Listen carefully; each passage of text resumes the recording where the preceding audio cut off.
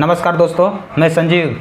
यदि आपसे एक प्रश्न करा जाए कि आप अपनी हक की लड़ाई सरकार के खिलाफ कितने दिनों तक लड़ सकते हैं, तो शायद आप कहेंगे 1 महीना, 6 महीना, 1 साल, 2 साल या ज़्यादा से ज़्यादा कहेंगे तो आप 5 साल तक कहेंगे। यानी कि 5 साल के बाद आप अपनी हक की लड़ाई सरकार के खिलाफ हार जाएंगे। इसी तरह से एक लड़ाई बिहार में देखने को मिल रही है, जो हक की लड़ाई है, मान और प्रतिष्ठा की लड़ाई है। फिर भी सरकार के द्वारा इनके ऊपर किसी भी तरह से ध्यान नहीं दिया जा रहा है। शायद इसलिए क्योंकि इनके द्वारा जो आंदोलन किए जाते हैं वो शांतिपूर्वक किए जाते हैं। इनके द्वारा किए गए आंदोलन में किसी भी तरह से तोड़फोड़ नहीं की जाती है, इसलिए जो है सरकार इनके ऊपर ध्यान नहीं देती है। जी हाँ, मैं बात कर रहा हूँ बिहार में मौजूद अनुदानित विद्यालय एवं शिक्षकों की, जो अपनी हक की लड़ाई 40 वर्षों से लड़ रहे हैं, फिर भी सरकार इनके ऊपर कोई ध्यान नहीं देती है। इसलिए यह वीडियो आज का खास होने वाला है, जिसमें हम जानेंगे कि ये टीचर्स वित्तरहित तथा अनुदानित होते हुए भी अपने स्कूल किस तरह से मेहनत करते हैं अपने बच्चों को पढ़ाने के लिए। क्या ये अनुदानित टीचर्स वेतन भोगी लायक नहीं है? आखिर इनकी मांगे बिहार सरकार क्यों बार बार टालती जा रही है? क्या ये सरकारी टीचर के अपेक्षा कम नॉलेजेबल है? ये सारी बातें आज के इस वीडियो में हम लोग कवर करेंगे। और हाँ, एक चीज़ ये, यह वीडियो उन टीचर्स के पास जरूर शेयर करें जो इस प्रॉब्लम में है, क्योंकि अब यह लड़ाई एक साथ लड़ने की है। इंक्वायरी कराते हैं। और जहाँ तक अनुदान का प्रश्न है, नहीं, मेरी बात सुन लें।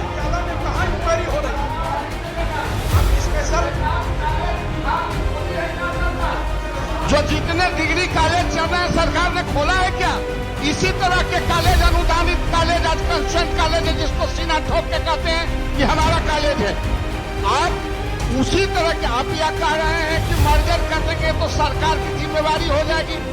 इस पृथ्वी, यहाँ बिहार में जन्म लेने वाला हर बच्चा का जिम्मेवार आप हैं। देखिए, देश आज़ादी के बाद बिहार में शिक्षा दर इतनी खराब थी कि साल 1971 में बिहार की शिक्षा दर जो है 23% थी। फिर अगले दशक यानी कि 1980 में यही शिक्षा दर बढ़ करके 32% हो जाती है। लेकिन इसी शिक्षा दर को देखते हुए तथा सरकारी बजट को देखते हुए बिहार सरकार सबसे पहले एक नीति लाती है, जिसे वित्त रहित शिक्षा नीति कहा जाता है। अब वित्त रहित शिक्षा नीति के माध्यम से बिहार सरकार यह कहती है कि बिहार में जितने भी एक्टिव स्कूल हैं, उन सभी स्कूलों में से कुछ को मान्यता प्राप्त करेगी। अब मान्यता प्राप्त करने के बाद जितने भी स्कूल में कार्यरत टीचर्स हैं, उन टीचर्स को सैलरी नहीं दिया जाएगा, पेंशन नहीं दिया जाएगा, यानी कि उस पूरे स्कूल को अनुदान के रूप में कुछ रुपए दे दिए जाएंगे। बाकी जो पैसे हैं, मैनेजमेंट का कार्य है, वो मंत्री के फंड से करे या फिर बच्चों के फीस से करे। बीते कुछ समय बाद बिहार सरकार 1981 में फिर एक एक्ट लाती है, जिसे हम taking over of management act control कहते हैं। यानी कि बिहार में जो कुछ अनुदानित स्कूल हो गए थे या फिर जो कुछ निजी स्कूल थे, उन स्कूलों को बिहार सरकार अपने कंट्रोल में रखना चाहते हैं, यानी कि अपने कंट्रोल में लेना चाहते हैं। यानी कि साफ तौर पर देखा जाए कि वे स्कूल जो बिहार सरकार के अंतर्गत आ गए हैं, बिहार सरकार में शामिल हो गए, उनको पूरी तरह से गवर्नमेंट का दर्जा दे दिया गया है। उसमें कार्य करने वाले टीचर पूरी तरह से गवर्नमेंट टीचर हो गए हैं। लेकिन प्रक्रिया अभी यूं ही नहीं रुकी। साल 1980 के बाद भी बहुत बड़ी मात्रा में प्राइवेट स्कूल खुलते रहे, जिससे समस्या हमें देखने को मिलने लगी। यानी कि बिहार सरकार कुछ को सरकारी दर्जा दे दिया और कुछ को नहीं दिया, जिससे वित्त रहित और अनुदानित की समस्या हमें सामने आती रहती है।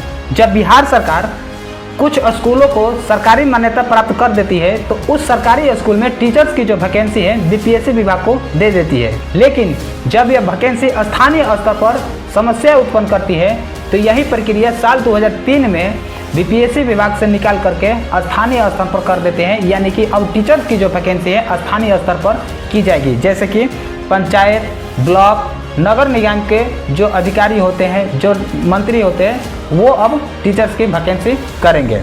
लेकिन फिलहाल 2025 में बिहार में जो टीचर्स की प्रोसेस है वो बीपीएससी विभाग के द्वारा किया जाता है, बीपीएससी के माध्यम से किया जाता है। लेकिन सवाल आज भी यह है कि बिहार सरकार कितने रुपए खर्च करके कितने स्कूल का निर्माण करवाया है। यानी कि बिहार में जितने भी अभी तक स्कूल मौजूद है, गवर्नमेंट स्कूल मौजूद है, वो उनमें से 50 से 80% अनुदानित है जो उनको अपने हाथ में ले लिया है। तो फिर यहाँ पर अगर देखा जाए तो ये वित्त रहित या अनुदानित जो टीचर्स आज प्रोटेस्ट कर रहे हैं, तो फिर इनको मान्यता प्राप्त क्यों नहीं किया जा रहा है, इनके लिए ये सरकारी व्यवस्था क्यों नहीं दी जा रही है। आज बिहार में टोटल 712 के आसपास अनुदानित विद्यालय हैं, जिसमें से कुल 2 से 2.5 लाख बच्चे जो है पास आउट होते हैं, और वो भी अच्छे परफॉर्मेंस के साथ। लेकिन फिर भी सरकार कोई एक्शन नहीं लेती है। इतना ही नहीं, ये अनुदानित टीचर्स को अपने मेहनत का पैसा निकालने के लिए इतना पापड़ बेलना पड़ता है कि आप पूछें ही नहीं। जैसे कि जब ये टीचर्स अपने मेहनत के पैसा निकालने के लिए जाते हैं तो सबसे पहले ग्रांट एड में शिक्षा विभाग में आवेदन करते हैं। उसके बाद शिक्षा विभाग के द्वारा जो है जांच की प्रक्रिया की जाती है स्कूल का, विद्यालय का।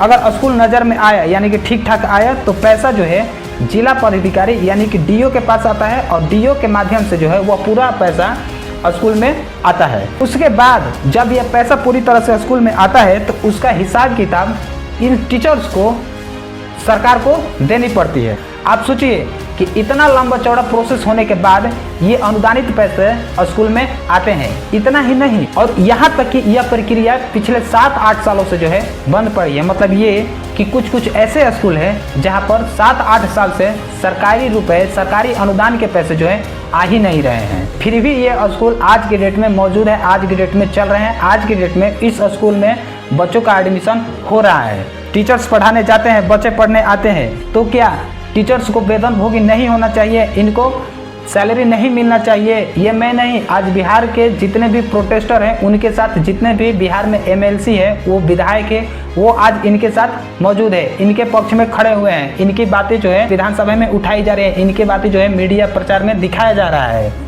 का जो उसकी सार्थकता थी, उस नीति की जो सार्थकता थी, उस नीति का जो फलाफल होता वह शिक्षकों को और कर्मियों को कभी नहीं मिल सका।